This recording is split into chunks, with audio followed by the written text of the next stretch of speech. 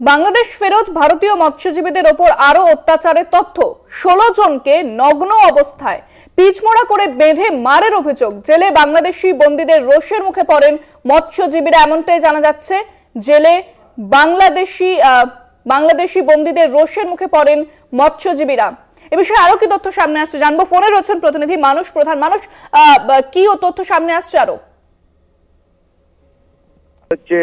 বাংলাদেশ থেকে 95 জন ভারতীয় মৎস্যজীবী বাড়ি ফিরলে তাদের মুখে 16 জন মৎস্যজীবীর মুখে শোনা যায় যে তাদেরকে বেঁধে মারধর করা হয় যে বাংলাদেশের নৌসেনার পক্ষ থেকে। তাদেরকে এমনকি নগ্ন অবস্থায় তাদেরকে রাখা হয়।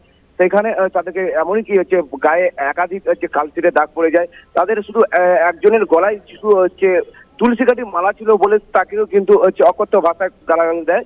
এর পাশাপাশি বলে রাখে যে ভারতে যে শেখ হাসিনা সরকার রয়েছে বলে তাকেও বলে ভারত বিদ্বেষী নিয়ে নানা রকমের মন্তব্য করে এই যে নৌসেনারা। তবে যেটা এই যে অত্যাচারের কথা, মৎস্যজীবীরা কিন্তু আতঙ্কে রয়েছে। এই পরবর্তী সময় তারা আর গভীর সমুদ্রে যাবে না বলে এমনই মনোভাব তাদের হয়েছে। বলে রাখি তোমায় যে এই যে মৎস্যজীবীরা যখন ভারতীয় মৎস্যজীবীরা যখন বাংলাদেশের জলসীমানায় চলে যায় তখনই কিন্তু তাদেরকে নৌসেনা আটক করে।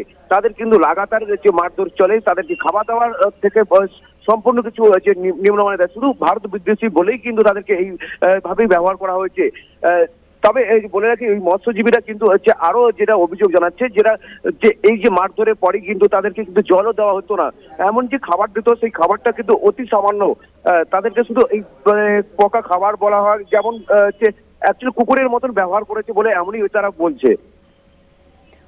ধন্যবাদ মানুষ। কথা বললাম প্রতিনিধি মানুষ প্রধানের সঙ্গে। 16 জনকে নগ্ন অবস্থায় পিচমোড়া করে বেঁধে মারধর করা হয় এমনটাই অভিযোগ। বাংলাদেশ ফেরত ভারতীয় মৎস্যজীবীদের ওপর আরো অত্যাচারের তথ্য সামনে আসছে।